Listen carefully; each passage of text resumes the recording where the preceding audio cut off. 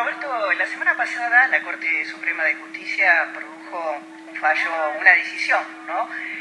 Muy importante, vinculada al tema de la ley de medios, y fijó como límite el 7 de diciembre de este año 2012, para empezar lo que la ley de medios define como el proceso de desinversión, que en realidad es la venta de los medios. Y yo inmediatamente pensé en Gustavo López, que es subsecretario general de la Presidencia, con el que vamos a hablar en un segundo, y justamente hoy, en el diario Perfil, el editorial de Jorge Fontevecchia tiene que ver con este tema, y el título es Ley de Medios, 6 meses y 12 días que conmoverán. Gustavo López, buenos días. ¿Qué tal? Buenos días, Clara. ¿Cómo te va? ¿Bien? Bien, ¿cómo está, Gustavo? Gracias por atendernos, ¿eh? No, por favor. Bueno, Gustavo, cuéntenos, ¿qué debemos interpretar de esta decisión de la Corte Suprema de Justicia? Le pone un plazo, le pone certeza a lo que la ley llamaba adecuación, que también se interpreta como desimpresión. En realidad es adecuación porque le da la posibilidad a todos aquellos grupos que tienen más de lo que la ley permite presentar un plan de ventas o de adecuación a la ley de la cantidad de licencias o medios que puedan tener. Y digo que le pone un plazo cierto porque la estrategia del Grupo Clarín en la discusión de si se afectan o no derechos adquiridos había sido, más que ir a la discusión de fondo, parar la discusión o cualquier tipo de discusión a través del amparo. Entonces, no se preocuparon mucho por avanzar en el expediente de fondo, que es la discusión del derecho de propiedad, básicamente del derecho patrimonial, y tenían suspendida la aplicación de este artículo. La Corte lo que dice es, inexorablemente, esta medida cautelar cae el 7 de diciembre de 2012. Significa que si a esa fecha el juez no resolvió el fondo de la cuestión, Clarín automáticamente tiene que estar adecuado a la ley. Si de aquí al 7 de diciembre hace una actividad procesal que no hizo hasta ahora y resuelve el fondo de la cuestión, bueno, seguirá el expediente, pero ya avanzando a la Cámara y a la Corte, que es en definitiva después quien analiza si se violó o no se violó un derecho patrimonial.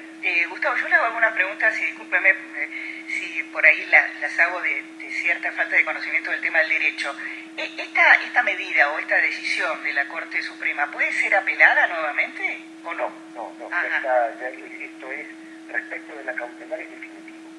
Porque la Corte ya le había dicho al juez en octubre de 2010 que las medidas cautelares eran precarias, provisorias, y lo inclinaba al juez a fijar un plazo. Como el juez no fijó un plazo y la Corte y la Cámara había fijado un plazo que vencía en el 2013, que también era de 36 meses, pero desde que la Cámara había visto el expediente, la Corte dice, bueno, esta medida cautelar inexorablemente vence en esta fecha. Es decir, es inapelable porque es un fallo de la Corte sobre la medida cautelar, que es la que suspende la aplicación de la ley. Entonces, digamos, la estrategia de Clarín respecto de la cautelar se terminó con esta sentencia de la semana pasada, del día martes de la Corte, ¿no? Es inapelable.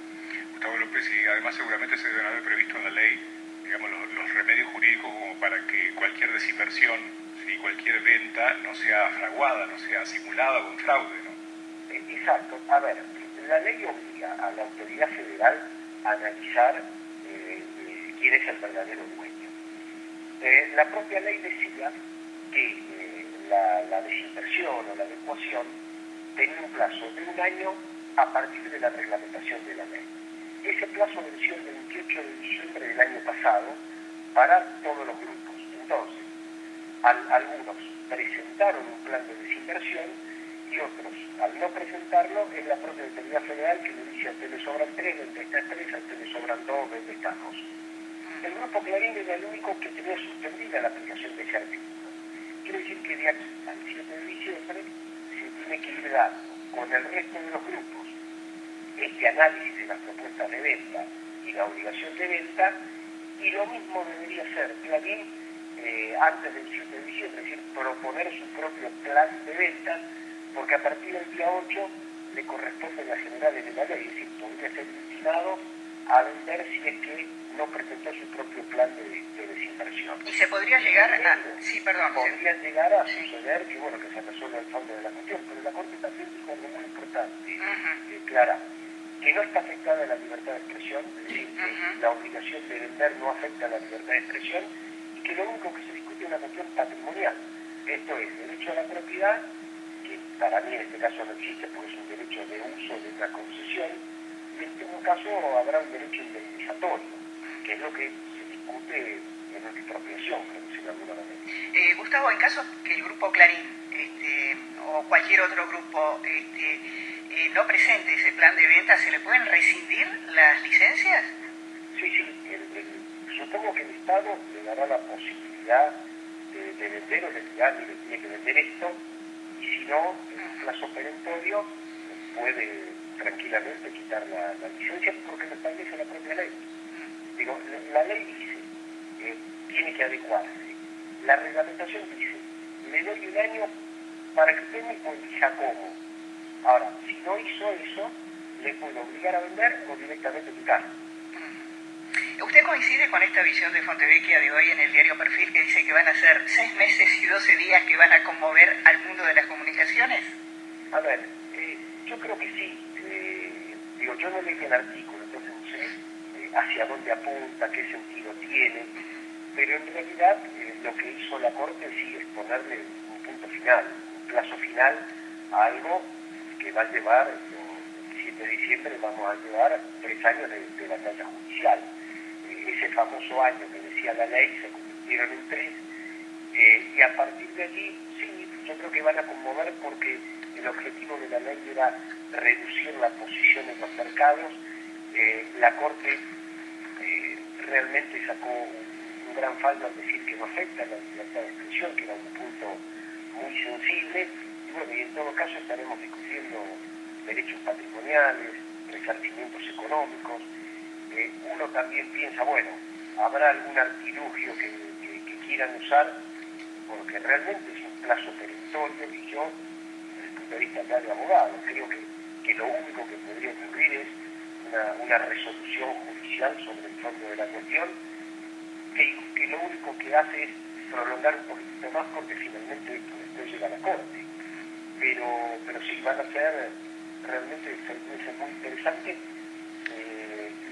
que efectivamente van a conmocionar el mundo de la comunicación.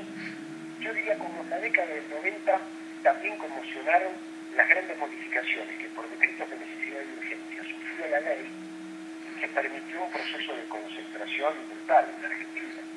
Que ahora no lo reparamos, pero la ley de la propia dictadura, el decreto de ley, prohibía todo esto, y en los 90 se permitió, entre el 89 y el 99, esos 10 años permitieron la concentración de medios de manera muy brutal. Bueno, en otras experiencias, en otros países, digamos, la división de petroleras o telefónicas aseguró por ahí mayor calidad de servicio y competencia, ¿no?